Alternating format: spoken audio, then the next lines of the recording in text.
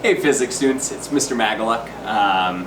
This is one of my first live teaching videos I will be making this year. Today's lesson we are going to be talking about scalars versus vectors, what that means, and what to do with it. So first thing, we have two terms I want you to know, scalar and vector. So scalar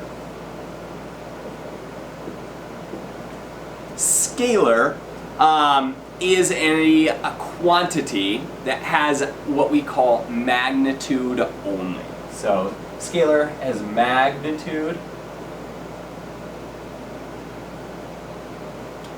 And what do we mean with this word magnitude? So magnitude is a number.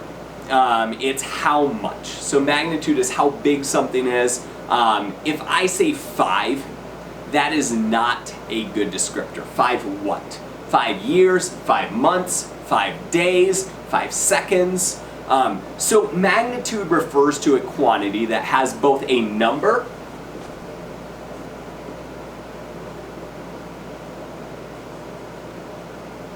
and a unit.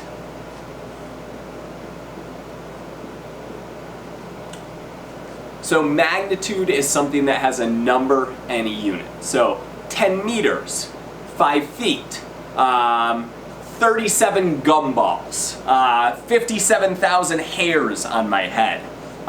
Those are all examples of magnitudes. It both has a number and a unit, some descriptor that tells us what we're talking about. So that is a scalar. Scalar quantities are things like number of gumballs in a gumball machine. So it's just a unit and a number. Now vectors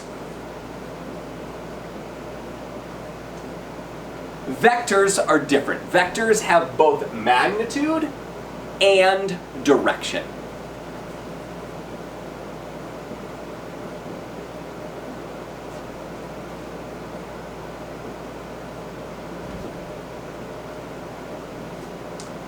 So vector quantities are really important in physics. They tell us what is happening, where movement is going from or to. So if I said, I went 5 miles, does that tell you much about where I went, what I did? No, not really. If I said I went 5 miles, 37 degrees northeast, that would be a much better descriptor, and it would tell you exactly where I went and how far I went in that direction. So they have both a magnitude and direction. Certain things make more sense with vectors. Examples, distance measurements that you're talking about traveling somewhere, speed maybe, if you're saying, I'm going 37 miles an hour. Well, which way are you going? 37 miles an hour north. It tells me exactly how fast you're going and what direction you are going. So that's the difference when we talk about scalars and vectors. Those are the key differences. And so really what I want you to remember out of this lesson are that scalars have magnitude only, vectors have magnitude and direction. That is all for this mini lesson. I hope you enjoyed.